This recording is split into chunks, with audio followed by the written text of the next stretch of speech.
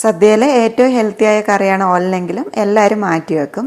പക്ഷെ അത് ഇങ്ങനെയൊന്ന് ഉണ്ടാക്കി നോക്കും, പിന്നെ മാറ്റി വെക്കാനേ തോന്നില്ല.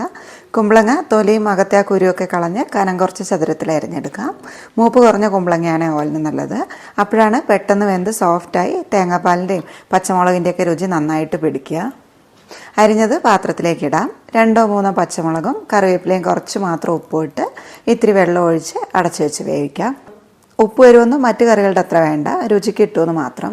ഇത് പെട്ടെന്ന് വേവും. എന്നാൽ കൂടി കുക്കറിൽ വേവിക്കേണ്ടവർക്ക് അങ്ങനെ ചെയ്യാം.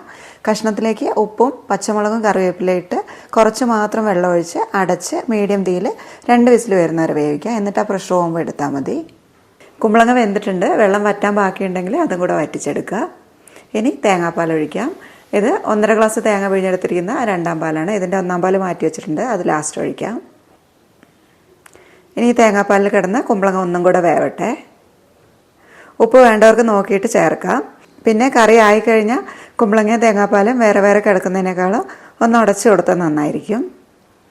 2ാം പാൽ ഒഴിച്ച് കറി കുറുകിയിട്ടുണ്ട്. ഇനി നല്ല കട്ടിയുള്ള 1/2 ഗ്ലാസ് 1ാം പാൽ ഒഴിച്ച് ഇളക്കാം. തിളയ്ക്കേണ്ട, ചൂടായാൽ മതി. തീ അണയ്ക്കാം.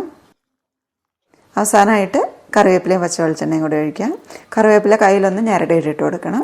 വെളിച്ചെണ്ണ 1-2 സ്പൂൺ ഒഴിക്കാം. അടച്ചു വെക്കാം. 5 മിനിറ്റ് കഴിയുമ്പോഴേക്കും വെളിച്ചെണ്ണൻ്റെയും കറിവേപ്പിലേൻ്റെയൊക്കെ ഫ്ലേവർ കറിയിലേക്ക് പിടിച്ചിട്ടുണ്ടാവും. അത് കഴിയുമ്പോൾ തുറന്ന് ഇളക്കിയെടുക്കാം.